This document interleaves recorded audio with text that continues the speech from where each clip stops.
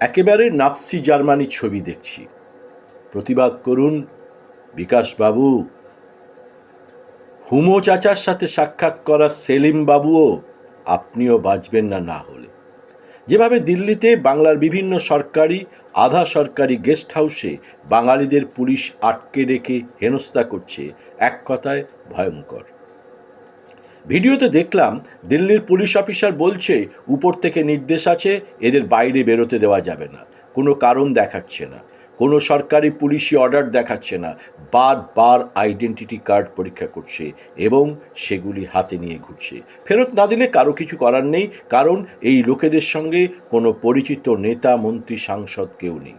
আসলে এদের মধ্যে বেশ কিছু মানুষ গিয়েছেন যাদের নাম মৃত দেখিয়ে ভোটার তালিকা থেকে বাদ দেওয়া হয়েছে বা SIR চলাকালীন মৃত্যু হয়েছে। আজকে মমতা বন্দ্যোপাধ্যায় দেখা করবেন বিজেপির দেখা করেছেন বিজেপির দলদাস মুখ্য নির্বাচন কমিশনারের সঙ্গে, মিস্টার তুগলক।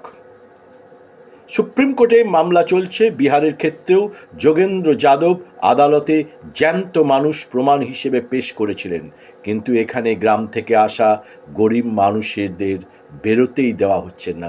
সেলিম বাবু, বিকাশ ভট্টাচার্য, আপনি তো উকিল, আপনার হাঁটুর তলায় বসে বিজেপির হাতে হুঁকো খেতে গেছেন যে বিচারপতির পদ ত্যাগ করে। তিনি বলেছিলেন না, আপনি বিকাশবাবু একবার ভিডিওগুলো ভালো করে দেখুন। কেউ বলছেন আশপাশ ঘুরে দেখব, সম্ভবত প্রথমবার দেশের রাজধানী গিয়েছি, কিন্তু সেটাও করতে দেওয়া হচ্ছে না। এটা কিন্তু মমতা বন্দ্যোপাধ্যায়ের বিরুদ্ধে নয়, এটা সমগ্র বাঙালি জাতির উপরে দুই গুজরাটি ফ্যাসিস্টের চূড়ান্ত অত্যাচারের প্রমাণ। দিল্লি পুলিশ চালান অমিত শাহ, তার উপরে বসে আছেন শুভেন্দুর যশস্বী প্রধানমন্ত্রী মোদি। মমতা বঙ্গভবনে ছুটছেন। আমি কোনো নেতা নেত্রীর ছোটাছুটি প্রতিবাদের সীমাবদ্ধ জায়গা থেকে বিষয়টি দেখছি না, এর প্রেক্ষাপট কিন্তু অনেক বড়। বাঙালির অপমান হিসেবে দেখছি যারা স্বাধীনতা সংগ্রামে সব থেকে বেশি শহীদ হয়েছে, সব থেকে বেশি আন্দামানের সেলুলার জেলে থেকেছে। প্রশ্ন একটাই, বিকাশ বাবু, সেলিম বাবু, ও হে মীনাক্ষী দেবী, ও হে আভাস বাবু, আর কতদিন মমতা বন্দ্যোপাধ্যায়ের বিরোধিতা করবেন? শূন্যতে নামিয়ে দিয়েছে মমতা বন্দ্যোপাধ্যায় আপনাদের। আপনারা এখন শূন্য।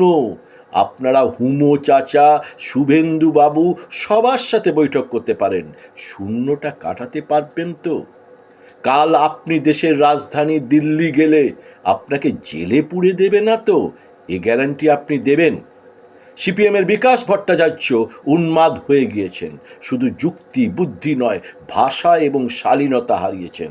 আজকে তিনি যা টুইট করেছেন বাংলার মুখ্যমন্ত্রী সম্বন্ধে, সেটা লজ্জার, ঘৃণার এবং শূন্য থেকে নামিয়ে ঋণাত্মক পজিশন যদি কিছু থাকে তা করে দেওয়া উচিত।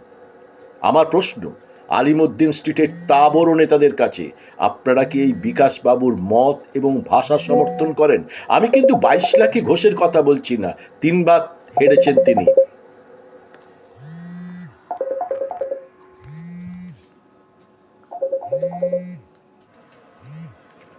আমার প্রশ্ন আলিমুদ্দিন স্ট্রিটের তাবড় নেতাদের কাছে, আপনারা কি বিকাশবাবুর এই মত এবং ভাষা সমর্থন করেন? নিজেরা একবার ভেবে দেখুন তো, কেন এত জনবিচ্ছিন্ন হয়ে মাত্র 5% নাকটা বেঁচে আছে এবং শূন্য আসনে পরিণত হয়েছেন? এমন অবস্থা যে আয়ারাম গয়ারাম হুমো চাচার সাথে একজন চূড়ান্ত মৌলবাদীর মন বুঝতে একাধিকবার MP, মন্ত্রী, সিপিএমের রাজ্য সম্পাদক সেলিমকে নিউ টাউনের হোটেলে ছুটে যেতে হয়। বিকাশবাবু অন্ধ বিরোধিতার কারণে কার্যত অন্ধ হয়ে গিয়েছেন। তাই সেলিম, বিকাশ, মীনাক্ষী, আভাসেরা মানে আপনারা আসলে SIR-এর চরম হেনস্থা, মৃত্যু, বিএলওদের আত্মহত্যা, 1.5 কোটি মানুষকে লাইনে দাঁড়ানো, লক্ষ লক্ষ মুসলিম, মতুয়া, রাজবংশী মহিলাদের নাম বাদ দেওয়া চরম অবস্থা আপনারা দেখতেই পাচ্ছেন না। আশঙ্কা হচ্ছে বিকাশবাবু শিলিগুড়ির একটা শঙ্কর ঘোষ বলে একজন ছিল, মনে আছে তো বিকাশবাবু? আপনার মনে নেই? আপনার নিশ্চয়ই মনে থাকবে। শঙ্কর ঘোষ এবং আপনারা একই কমিউনিস্ট দলের সদস্য ছিলেন। সেই শঙ্কর ঘোষের হাতে কি আঁকা ছিল আপনার মনে আছে? চে গেভারার ছবি আঁকা ছিল। এখন সেই শঙ্কর ঘোষ শুভেন্দুর হাত ধরেছেন। আপনি ধরবেন না তো? কারণ আপনার হাঁটুর তলায় বসে যে বিচারপতি আইন শিখেছিলেন তিনি তো এখন শুভেন্দুর দলে। উল্টোপাল্টা বকছেন, শ্রমিকের কাছে বকুনি খাচ্ছেন। মিস্টার বিকাশবাবু, বলতে বাধ্য হচ্ছি, নতুন নেতৃত্ব মীনাক্ষী দেবী, আপনাকেও বলতে বাধ্য হচ্ছি, নতুন নেতৃত্ব বলে পরিচিত সাবেক বর্ধমান লবির মীনাক্ষী আভাসরা যে সিপিএমকে প্রায় তুলে দিতে চলেছে, এ দুজনের নাম নিলাম কারণ কি, এখন মোহাম্মদ সেলিম, হুমায়ুন কবিরের সাথে বৈঠক করে বিখ্যাত হওয়া মোহাম্মদ সেলিম, তারপরেই এরাই এখন সেকেন্ড লাইন ইন কমান্ড। এই দুজনের হাতেই দলের ব্যাটন এখন।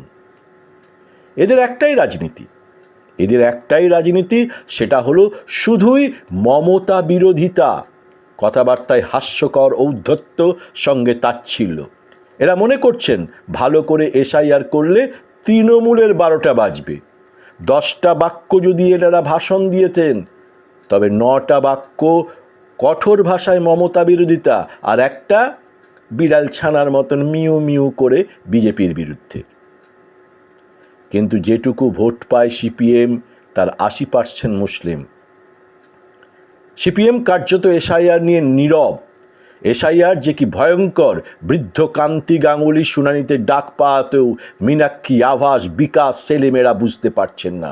ড্রোন নিয়ে ভিডিও করে সোশ্যাল মিডিয়ায় প্রচার পাওয়া যায়।